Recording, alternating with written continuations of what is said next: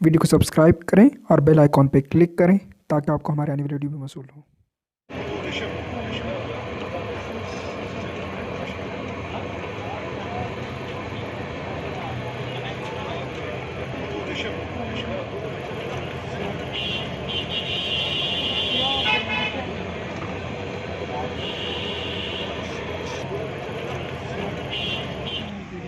एक खत्म होता है तो दूसरा कैसे जोड़ते हैं इसके साथ?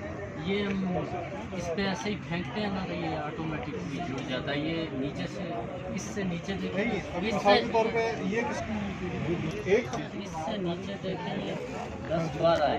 अच्छा ये इकट्ठे नहीं खत्म होंगे ये। अच्छा। फिर एक खत्म होगा तो हम उसके साथ जोड़ देंगे। फिर अगले के साथ वो, जी और ये पकड़ खुद ही कर लेता है। जी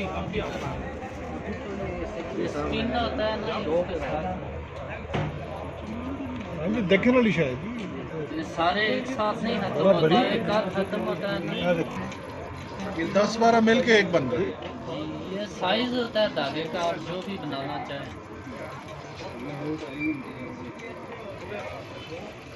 वो है जी।